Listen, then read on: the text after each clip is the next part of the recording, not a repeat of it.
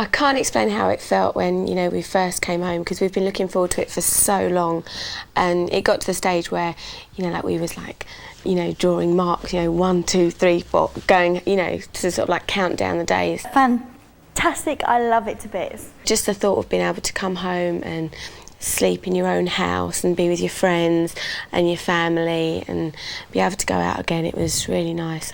And I got a phone round and let everybody know I'm here, and then just chill. Sit down and open my mail, that's what I do.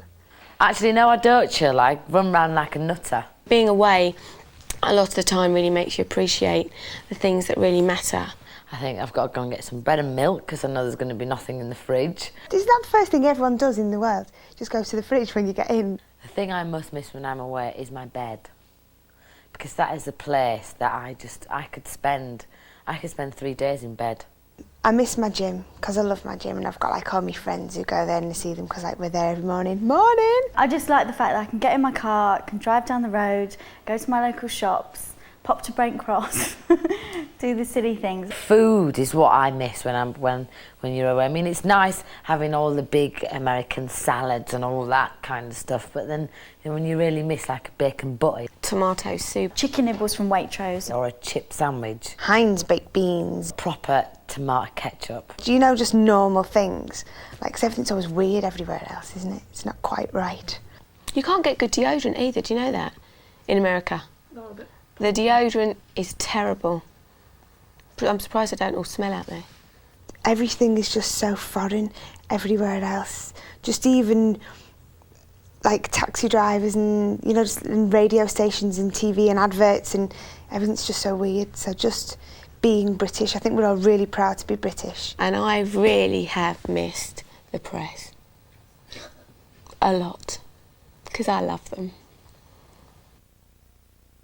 Mel B takes the most luggage. Mel B takes the most luggage. Either myself or Melanie B. She's got loads and loads of clothes. She is ridiculous. She wears something different every single day. And she says, no, you've seen this before. And we're like, no, we haven't. She's always got something new on. I haven't really been buying much lately, even though the rest of the girls will probably say I'm a shopaholic. Oh, Victoria, Emma and Melanie have big, massive trunks. 5 big bags. In the end, I only had a case and a big holder. I always take coats. I'm in Texas in 110 degrees and I have puffers hanging up. Only trainers. That's the only thing I accumulated along the way. Or leather jackets. My mum would come over to see me and I'd have to send about 4 pairs back with her. I think I was on average about 1 a week, a pair of trainers a week. It's ridiculous. I don't unpack, my mum does. I've unpacked now, I've been back for a fortnight, and I must have unpacked the last thing out of my bag about 2 days ago. Oh, I don't unpack, I just go like that. Down the side of my bed looks like Oxfam. I don't unpack. Get up when I wake up, which is usually quite early because I'm a bit of an early riser. So if I sleep at 8 o'clock, that's a lie-in for me. Wake up about 3 o'clock in the afternoon. No. I get up around 12, 1 o'clock, because I'm pretty knackered and I like to sleep. Get up at about 10ish. Go down for a swim if I'm feeling really, really energetic, and actually I lie because I only did that about twice throughout the whole tour, so I'll start that one again. So I get up, I'll have my brekkie, and I lounge around for a bit, probably have a nice long bath. Wake up, order breakfast. I'll open the curtains, try and wake myself up a bit, stick the TV on, probably call one of the girls and say, what are you doing? Ring England, like speak to the office, see if there's anything that needs sorting out. I'm really lazy actually, I'm really, really lazy. I make my way down to the gym, train for a couple of hours, come back, and then usually it'd be time to go to the venue. Then sometimes there was a journey of up to an hour to 2 hours, either on the bus or on a jet. And I'd get to the venue and run mad, kind of have a look in kitchen, have a look there, go on the stage, have a faff about, probably annoy a few of the dancers, probably go and annoy some of the wardrobe ladies. We'd have a bit of hair and makeup, a little bit of hair and makeup, then we'd do interviews, which would include probably about 3 to 4 radios. Do a singing warm-up. Do a sound check. Couple of televisions. Have something to eat. I have my hair and makeup done at the very last minute. I hate having my hair done. Sitting there, having your makeup done. Because obviously pigtails, you have to get them straight and they have to be the right shape. And Sitting there, having your hair done. And every hairstylist says that I'm the most difficult. That's the only bit that I don't like, even though you have to have your hair and makeup done to look good. Couldn't exactly go on looking like a dog. When you're on stage and you're doing like the same thing, your kind of body goes into autopilot. Find yourself going, stop right now, and then you're thinking, there's really something I need from the supermarket. I wonder where my mum is. And I'm thinking sugar, coffee, you know, just checking that I've got everything. Victoria, sometimes I look at her and she's like in the clouds. You are in a different world. You are in a different world, and sometimes I don't even realise what I'm doing, but I'm doing everything right. Or you find someone in the audience that you can't help staring at. What do you put that on for? I always make eye contact. What did you wear that top for? But then the kid doesn't actually believe that it's you. He'll be nudging his friend going, look, she looked at me. Look, look, look. And he's a bit like, no, she didn't. But when they wave and then you wave back, it's really nice because they're like that. I think it was the second night we was coming down the ramp and I just slipped straight over on my bottom. But I lifted myself back up and got back into routine. I was quite pleased with myself, actually. Probably the most embarrassing thing that happened to me on stage was our first gig actually in America, and we'd had some of the costumes had been like renewed, and I wore these like silver fluorescent-y trousers. They just split from the crotch right up the back. And at the beginning, who do you think you are, right? We have to go like this. And I thought, there's no way I'm doing that with a big split up my bum, right? I had to run off quick and I was going, There's no place like being at home.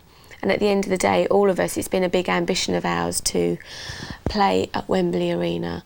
And, you know, as for Wembley Stadium, that is something that we never ever thought that we would be able to do. The most exciting thing about being on the road is, as cliched as it sounds, it's when them doors open. 2-hour show, how am I going to get through it?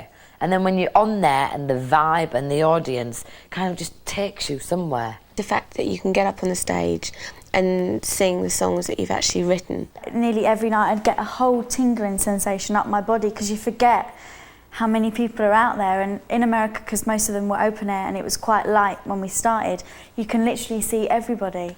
And that is just a real... And you're like... In England, a lot of our fans actually dress as us. A lot of people dress especially as Emma. But in America, the parents dress like us too. American fans are louder, they are. And they're more kind of over the top and like, I love you. And you're like, but you don't know me. It's really freaky. I swear to God. You know, they're all really like, oh my God. And you think, what? I don't do that much partying on tour now. In Europe, I did quite a lot of partying. Me and Mel B, The band, the dancers. and the hair and the makeup and us. It was a real kind of party. You have got a responsibility you have got to look after yourself. We were out like every single night. You can't go out getting drunk, you can't be staying up all hours. I'd say we went out in nearly every place we went to. Emma beat me a few times. I was called the monster. She was like, no, I'm here and I'm staying, one more song. You can't be shouting and screaming, and you've got to stay out with smoky atmospheres and stuff. I like going out. If I'd been going out and like you're partying too hard, whatever, and then I went on stage the next night and my voice just wasn't as good as it could be, then I would be so frustrated and angry with myself. We all like gossiping. We all love it. I reckon probably Victoria's the biggest gossip. Oh, Victoria. I'd say Vicky is the biggest gossiper. Biggest gossip out of the Spice Girls is me. She comes out with these things, these facts, and you're like, where did you get that from? Definitely Victoria. How on earth could a 24-year-old woman know a fact like that? She gets all her gossip from Hello magazine. She is just unbelievably the worst exaggerator in the whole wide world. And it's always wrong. I exaggerate everything. She's full of information that you don't really need to know, but it's interesting. You think, yeah, I want to use that one. Well, people gossip about us, so I gossip about everybody else. Victoria has the biggest phone bill. Definitely Victoria. But that's only because Melanie's boyfriend was with her. My mobile phone bills are not that high at all. Melanie's the worst on the phone. Vicky's probably got the most expensive one. She lives on the phone. I'm always on the phone. She calls David for about 3 hours at a time. She always goes, oh, my phone bill. So it's one of the things I have to do to survive, really. Sort of like to keep in touch. I'm always on the phone.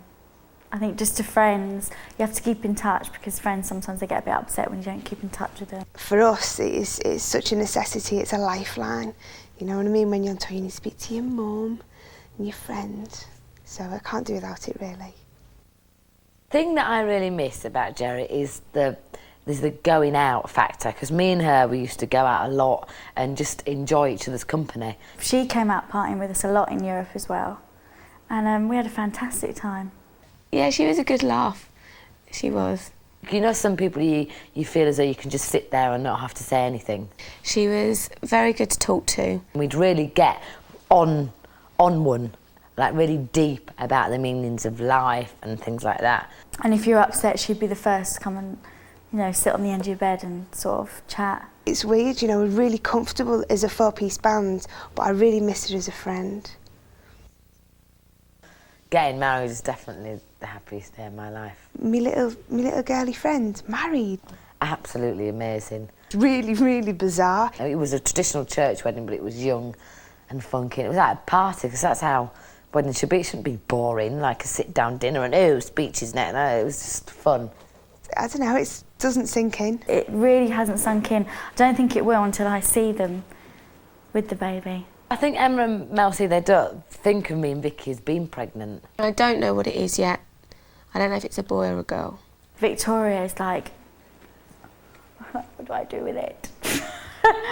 I don't mind as long as it's healthy. I think that's the one thing that, you know, you worry about is, you know, is it going to be okay? But as for babysitting, I haven't actually yet offered my services for babysitting, but I think I'd like to do that because it's quite nice being able to give them back, isn't it? I don't think I'd give them to Melanie or Emma.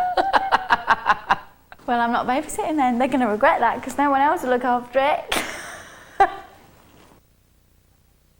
I didn't want anywhere really, really big up here. I wanted something quite sort of, you know, homely. And I wanted somewhere that I could knock all the walls down and start again. Actually, I've bought a flat in Liverpool. It's mostly for my brother, but I'll stay there when I go home as well. And I'm in the process of, I don't like to say I've bought it yet because it's not quite signed, sealed and delivered, but I've found a flat and I'm trying to buy it down here in London. Me and my mum went to see a few homes, but this was my mum's favourite. You know, I'm a pop star. I should have a pop star pad. You walk in and it's just got this vibe about it, because it's an old house as well.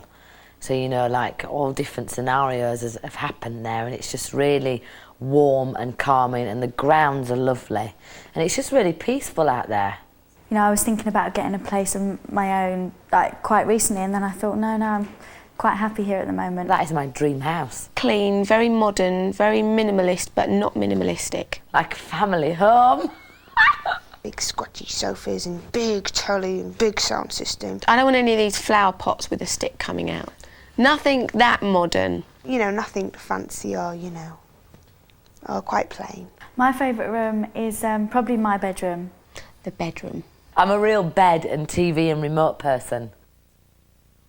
A lot of people have got preconceptions and want to say, oh, after the stadiums they're finished, that's it, they're all going to split up. We're going to start going back in the studio and writing our third album, which is really exciting. There's a few different projects coming up for all of us, but I think, you know, the album is the main thing at the moment, which we're going to be working on. Yeah, we really want to take our time with it and just put out something we can be really, really proud of. We've got a great new single for Christmas. We're really excited about that. I think I always say this when we get a new song, but I think it's the best song we've ever written. The future. And honestly, put my hand on my heart and say I'm the happiest I've ever been. Ever been. Love life, work, family life, just everything. Everything. Obviously, I'm getting married and having a baby, which I'm really excited about. You know, I've done lots of travelling and all of that, and this is another side to me. I'm going to move into my new flat, start my new life, find a fella, and I'm going to start looking at doing some solo projects as well. I've got there's a few bits coming my way, but I don't want to say too much at the moment because you just never know. Next year and the many years after, I've got so much to give. the group's got so much to give. Then it's the millennium, isn't it? I'm sure there'll be a big Spice Girls bash for the millennium. That'll be something to look forward to. It's good fun, you know, we have really enjoyed this, and there's a lot more to come. It isn't going to stop for nobody. I mean, he isn't going to stop. Can't wait.